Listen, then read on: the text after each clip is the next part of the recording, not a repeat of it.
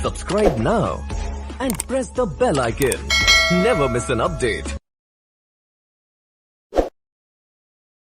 Good morning students and welcome back to our channel R K. Sharma HDP classes.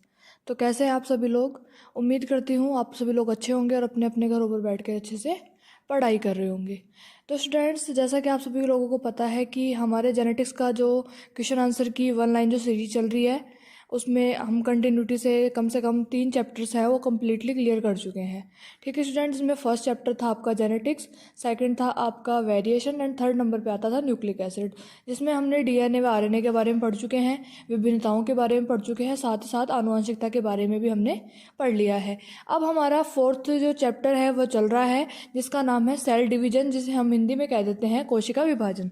तो students, आज मैं आप सभी के लिए लेके आई हूँ जेनेटिक्स जो सब्जेक्ट है एचडीपी में, उसका 4th नंबर का चैप्टर है सेल डिवीजन, उसके ही कुछ बचे हुए क्वेश्चन आंसर या 1 लाइन क्वेश्चन जिसे हम कह सकते हैं। तो स्टार्ट करते हैं स्टूडेंट। तो सबसे पहले हमारा आज का क्वेश्चन है कि सेल डिवीजन में कौन सा विभाजन विभिन्नता का आधार होता है? तो इसका आंसर है मियोसिस डिवीजन, यानी कि अर्धसूत्री विभाजन। अर्धसूत्री विभाजन क्या होता है? कोशिका विभाजन में विभिन्नता का आधार होता है। ठीक है स्टूडेंट्स, नेक्स्ट क्वेश्चन है कि किस विभाजन के द्वारा सजीवों में क्रोमोसोम्स की संख्या पीढ़ी दर पीढ़ी समान बनी रहती है?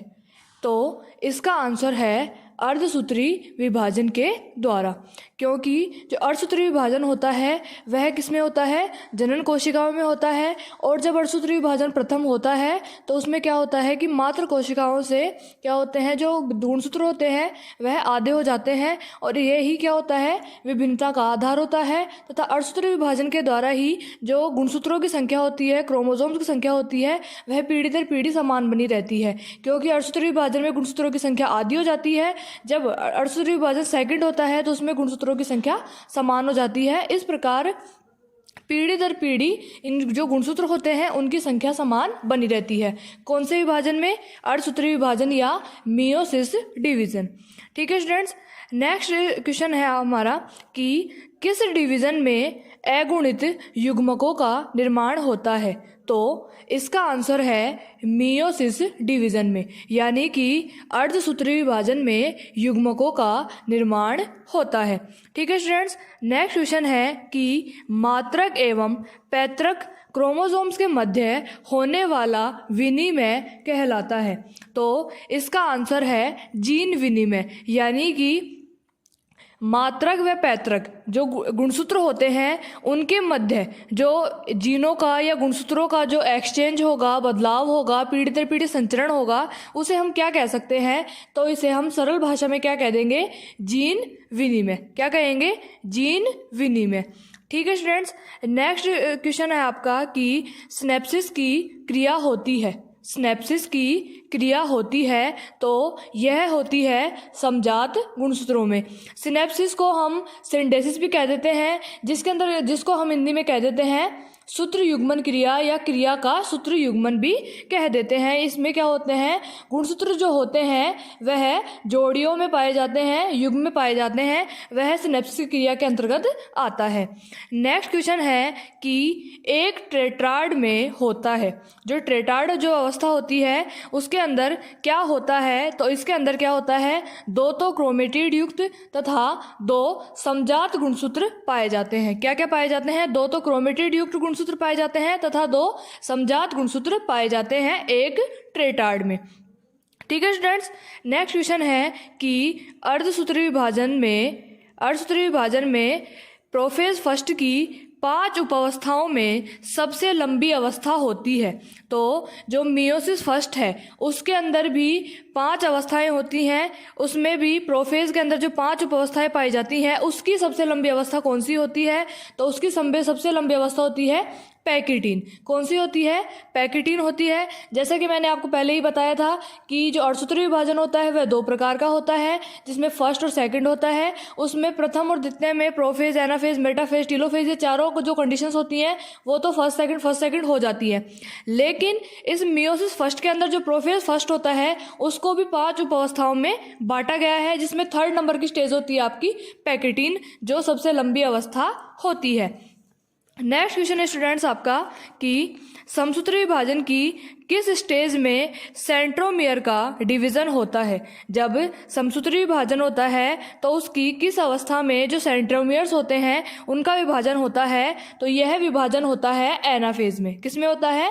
एनाफेज में। इसके आगे हम फर्स्ट या सेकंड नहीं लगाएंगे क्योंकि समसूत्री विभाजन एक ही होता है और इसमें हमें फर्स्ट सेकंड लगाने की आवश्यकता नहीं है। इसकी ही 4 स्टेज होती है, एनाफेज, टीलोफेज, मेटाफेज और प्रोफेज। ठीक है स्टूडेंट्स, नेक्स्ट क्वेश्चन है आपका कि माइटोसिस डिवीजन की किस स्टेज में केंद्रक झिल्ली अर्थात केंद्रिका पुनः प्रकट होती है। तो समसूत्री विभाजन जब होता है उसकी किस प्रावस्था के अंदर जो केंद्रक झिल्ली होती है, जिसे हम केंद्रिका कह देते हैं, वह दोबारा प्रकट होती है, तो यह केंद्रिका टीलोफेज में प्रकट होती है। इसका आंसर क्या हो जाएगा? टीलोफेज।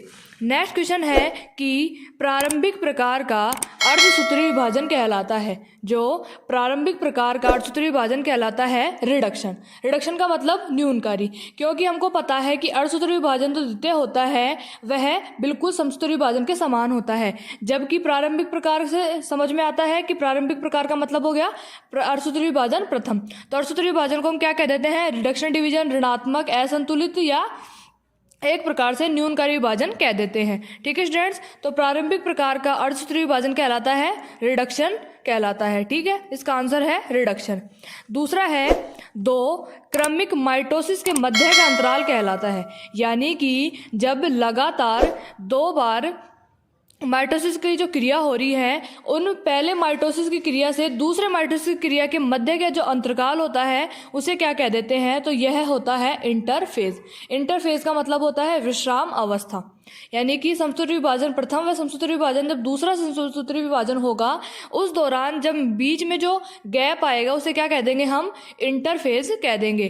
तो 2 क्रमिक माइटोसिस के मध्य का अंतराल क्या कहलाता है? इंटरफेज। ठीक है स्टूडेंट्स, नेक्स्ट क्वेश्चन है कि किस स्टेज में मेट्रासेंट्रिक क्रोमोसोम्स वी आकार के दिखाई देते हैं। तो एनाफेज में दिखाई देते हैं। इसका आंसर क्या हो जाएगा? एनाफेज, क्योंकि जो एनाफेज स्टेज होती है उसी के अंदर जो मेटासेंट्रिक क्रोमोसोम्स होते हैं जिनकी आकृति वी के आकार की होती है, तो वह स्थिति एनाफेज में दिखाई देती है। तो ठीक है स्टूडेंट्स, नेक्स्ट क्वेश्चन है कि समसूत्री विभाजन की किस स्टेज में केंद्रक व केंद्रक झिल्ली लुप्त हो जाती है। तो पहले तो हमने पढ़ा था केंद्रक झिल्ली व केंद्रिका के पुनः प्रकट होने की बात। अब हम बात कर रहे हैं कि केंद्रक व केंद्रक झिल्ली लुप्त किस अवस्था में हो जाती हैं। तो केंद्रक व केंद्रिका झिल्ली मेटाफेज जो स्थिति होती है, मेटाफेज जो कंडीशन होती है, अवस्था होती है, उसमें लुप्त हो जाती है। तो इसका आंसर हो जाएगा आपका मेटाफेज। नेक्स्ट क्वेश्चन है कि मियोसिस डिवीजन में प्रोफेज फर्स्ट की सबसे पहली स्टेज है। तो हम सभी को पता है जब समसूत्री विभाजन होता है उसमें भी प्रोफेज जो होता है उसके सबसे पहली स्टेज होती है लेप्टोटीन। लेप्टोटीन में क्या होता है? पतले धागे नुमा क्रोमोसोम्स बन जाते हैं। ठीक है स्टूडेंट्स, नेक्स्ट क्वेश्चन है कि प्रोफेज फर्स्ट की सबसे लंबी स्टेज है। तो जैसा कि मैंने आपको पहले ही बताया था कि जब मियोसिस फर्स्ट होता है तो उसके अंदर भी प्रोफेज फर्स्ट जो होता है उसको 5 उपावस्थाओं में बांटा गया है। तो इसकी सबसे लंबी स्टेज है पैकेटीन, क्योंकि इसमें क्या होता है? एक तो बाइवलेंट जो होते हैं, गुणसूत्र होते हैं, उनके मध्य क्रॉसिंग ओवर की घटना होती है तथा काइज्मे का निर्माण होता है।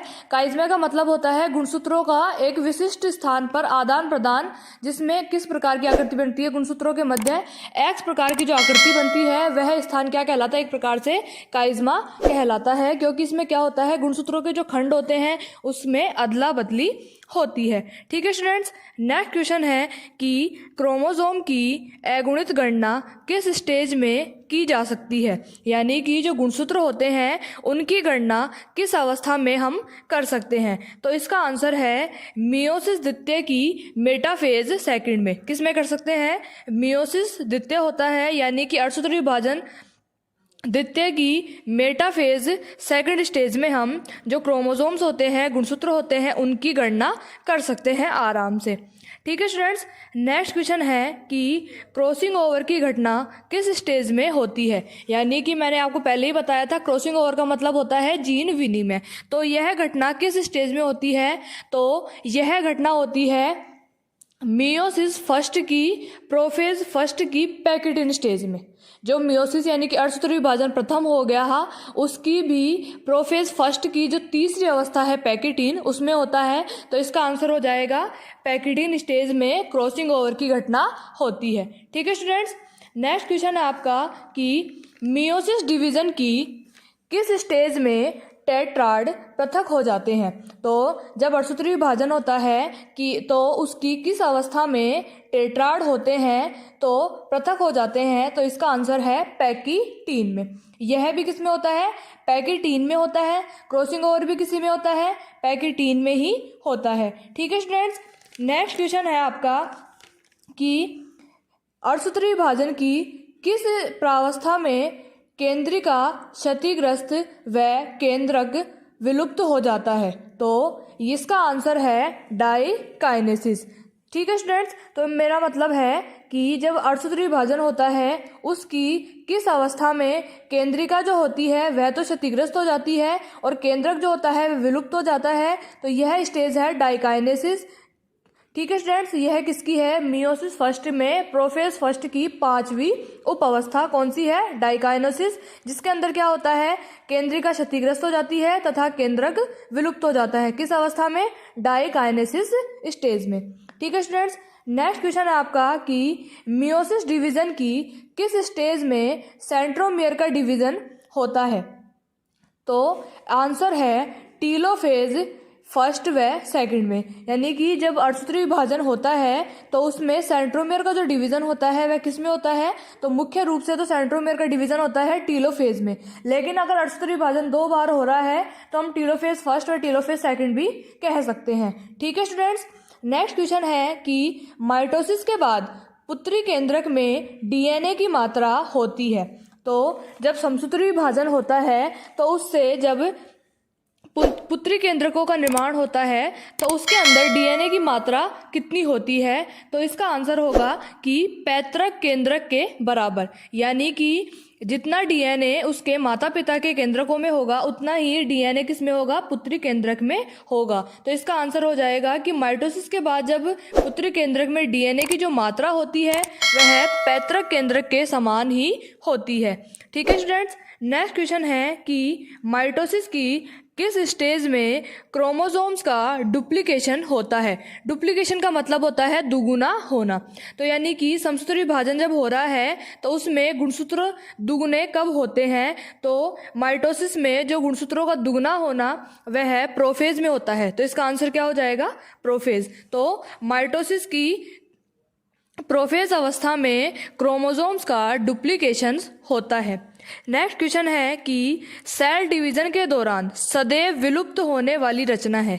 तो जब भी कोशिका विभाजन होता है उस दौरान हमेशा विलुप्त होने वाली रचना कौन सी होती है, तो इसका आंसर है केंद्रक झिल्ली। क्या है, केंद्रक झिल्ली जो होती है वह कोई भी कोशिका विभाजन हो उस दौरान हमेशा विलुप्त होने वाली संरचना है।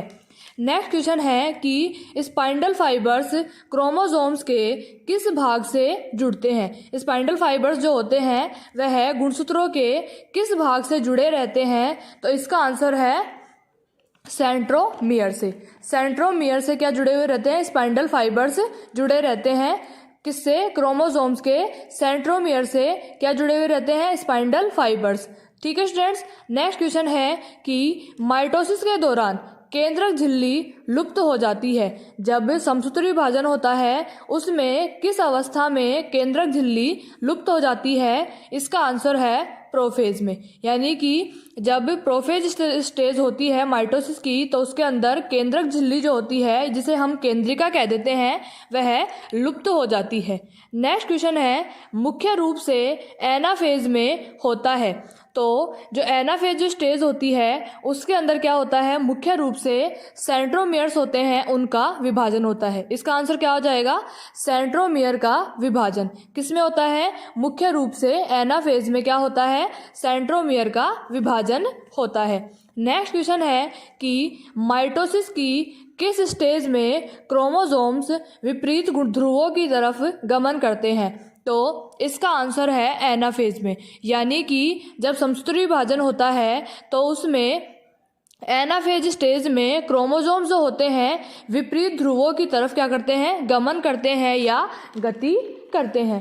ठीक है स्टूडेंट्स, इसी के साथ आपका जो चैप्टर है सेल डिवीज़न वाला वह लगभग कंप्लीट हो चुका है। इसके लिए मैं आपको नेक्स्ट एक वीडियो जो आएगी सेल डिवीज़न के अंदर जो रिलेटेड जो भी छोटे छोटे टर्म्स हैं जिनको समझने में आपको परेशानी होगी, उससे रिलेटेड मैं उन टर्म्स को थोड़ा ईजी वे में और क्लियर करने के लिए, ताकि आपको चैप्टर अच्छे समझ में आए, उसके लिए एक वीडियो और बनाऊंगी। तो स्टूडेंट्स अभी के लिए आप लोग चैनल को लाइक करें, शेयर करें, सब्सक्राइब करें, साथ साथ बेल आइकन को प्रेस करें ताकि आपको टाइम टाइम पे वीडियोस के नोटिफिकेशन मिलते रहें। Thank you students.